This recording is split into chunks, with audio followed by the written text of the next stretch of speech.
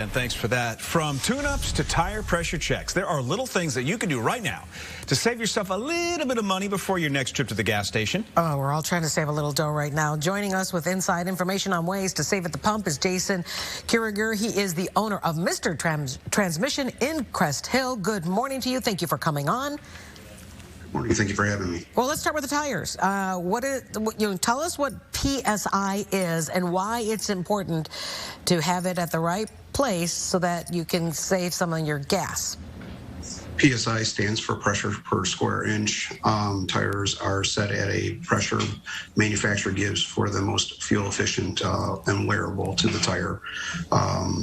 Inside the driver's door jamb, there's a label for you to see what your PSI should be set at, and that would help with your wear and your fuel efficiency. You know, here in Chicago, I'm sure I don't have to tell you, Mr. Transmission, that we spend a lot of time at idle, whether it's at an intersection or we're stuck in traffic.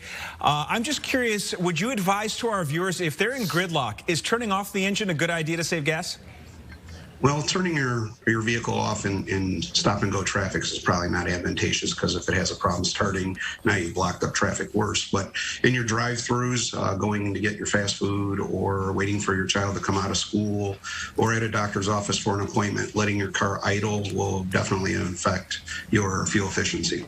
Okay, well, let's talk a little bit about speed, because some people, not Scott or me, but some people have, kind of a lead foot. How much are you really killing that gas tank when you do that kind of thing? And does it really matter if you slow down? You ever hear of jackrabbit acceleration? That's somebody who every stop and go is hitting the throttle as fast as they can to get up to speed. Well, that's going to affect your fuel efficiency. Your trips, if you're on the highway and doing a higher rate of speed, you're burning more fuel. Setting your cruise control will help that. It'll help stop issues with your fuel efficiencies. So try to keep a constant pace. Also, try to plan a trip at one time versus cold starting your vehicle multiple times or remote starting it, letting it warm up before you go out on your trip. And these will help your fuel efficiency as well. But I love my remote starter. Come on, it's winter. Hey, Mr. Transmission, I'm just curious, maybe throw a little business your way. If we have an older car, will getting a tune-up is something as simple as that? Might that boost our gas mileage? Well, tune-ups obviously affect your fuel efficiency. An over-gapped spark plug or worn, a clogged air filter, these are things that will play a factor on your fuel efficiency, of course. Tune-ups, plugs are actually built better than they were many years ago. Most vehicles have iridium plugs in them now, which are a longer lasting plug. Engines are more sensitive for misfires. So you're not per se a huge issue in tune-ups. I don't believe in overselling them.